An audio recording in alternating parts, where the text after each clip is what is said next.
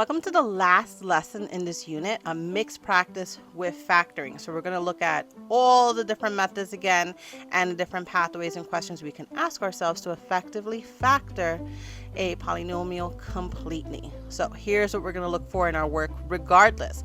We're always going to look to see that we've accurately identified a GCF, and first step, that's what we're looking for. If you do it later in the problem, we're still going to look for that evidence, but it's easiest if you do it as a first step. And then after that, you're going to use one of the methods for factoring. And it's really helpful for me as an instructor or a teacher when I'm looking at kids' work, when they just write it on the side. Like if they use dots, they just write dots. If they do try when a equals 1, literally that's all they have to write, and then I can see it. But it gives that extra step of, hey, awareness, I'm going to use this method to solve this problem. And finally, that at this point you're attending to precision, where no matter what method you're choosing, you're being really careful and thoughtful and precise with your factoring and your multiplying and your dividing, and making sure that you have an equivalent expression at the end, because we're looking for that accuracy. All right, so let's look at the first one. In our notes, we do have again a list of all the different methods and the way we go about it. And starting off, we're always asking ourselves our first question: is there a GCF? And you're looking for that first. After that, your decisions will be based on the number of terms. So if you have a binomial, the next question you're going to ask yourself is, well, do I have a difference of two square numbers? If you do, you're going to use the dots method, and the notes are listed there on the bottom, or you can go back to the lesson where we did dots. If you have a trinomial, then you have two different decisions. Is a equal to 1? In other words, in front of that x squared, is there a coefficient or is there not? If there isn't, then we're going to follow this path. We're going to find the factors of this term back here, c, that add up to b. Now, for if a is a number greater than 1, we're going to find the factors of a and c. And here's where it gets kind of interesting. If this was just a 1 in front, it's still going to look like just a factor of c, where a is equal to 1. So you're still finding the factors of a and c in both.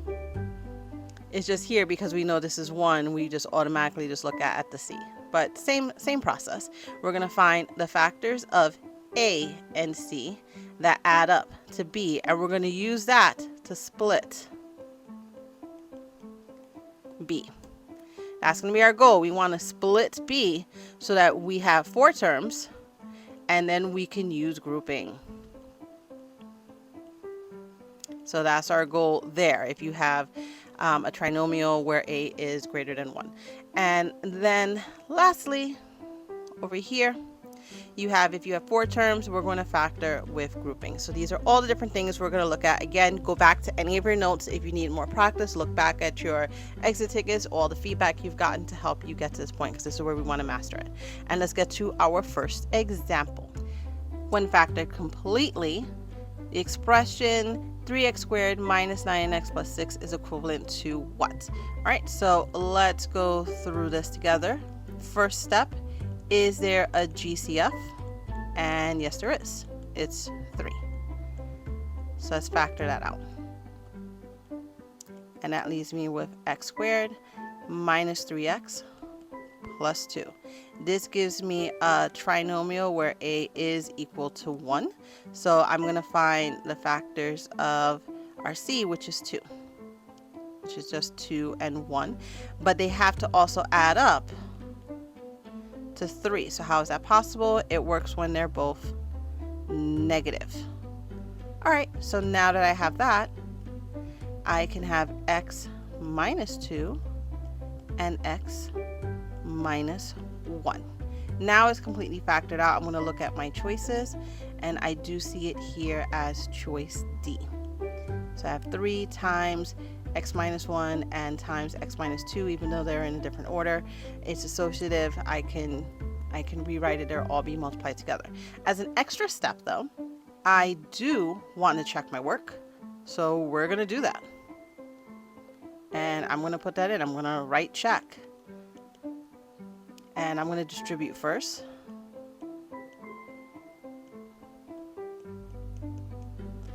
So you get 3x minus 6 times x minus 1, and now I'm just going to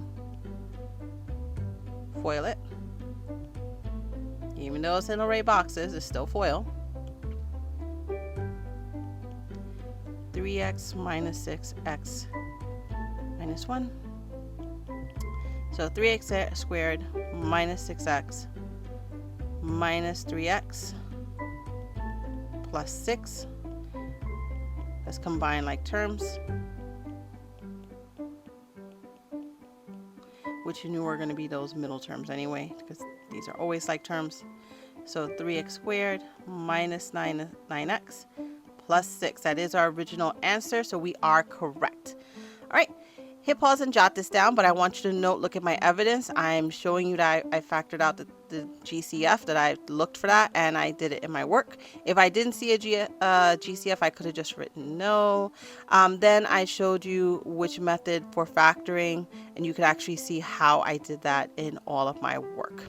And I checked it. I didn't just pick an answer. All right, let's try one more. Actually, why don't you try this next one on your own? Completely factor 3x squared minus 27. Again, not only are you going to show all your work, but you're going to use that, check your work, and then choose an answer.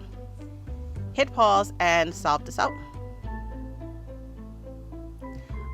Okay, and if you solve this one completely, you should have the answer 3x plus 3x minus 3. So check it off if you actually have it and continue on to the next part. If you're not sure how to do this one, stay watching for a second, and we're going to again show out all the work. So first question we're going to ask ourselves, is there a GCF? And there is. It's 3. So we have x squared minus 9. We have a binomial. Can we use dots? Is it a difference of 2 squares? Yes. So we're going to find the square roots of both. So here's x and x, 3 and 3. I decided to just expand it out. So now I'm going to put it into form. 3 times x plus 3, 3 times x minus 3. And there is my answer. If you want to go further and then just check your work, you can. You would just, again, distribute and then just use FOIL. So hit pause and jot this one down into your notes. And let's try one last one. Here are a set of polynomials.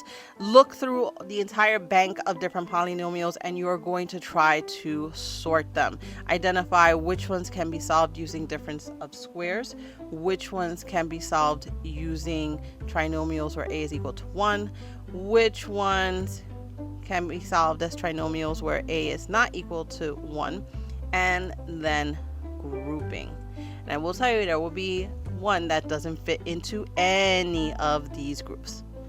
Okay, hit pause and start sorting. Awesome. And what's great about these is I decided to choose this one first, where you're not able to find a GCF and you just have to go right into the problem. So here's the sort. Ready? 3, 2, 1. Boom, here you go. I've sorted all of them. So check off and see if you have the same ones in the same list. And if you have something different, I'm curious to hear why, what led you to that conclusion. And I circled the one, our outlier, that doesn't fit into any of our categories because one, yes, it's a binomial, but these are not perfect squares. And the only thing I could have factored out would have just been a t, and that would have just left us with t times 17x squared t plus 11 st. And that's it. Actually, no, that would have just left us with, let me factor this one out completely, take the t out, that would have left us with x squared plus 11 st. That would have been that last one. All right, that's it for today's lesson. We're just going to do some final practice to end off this unit. Use all your notes, all your feedback to really now strengthen those muscles, strengthen those skills, and lock in those skills so we're nice and fluent in them. I will see you in the next lesson, Math Marbles. Be well. Bye.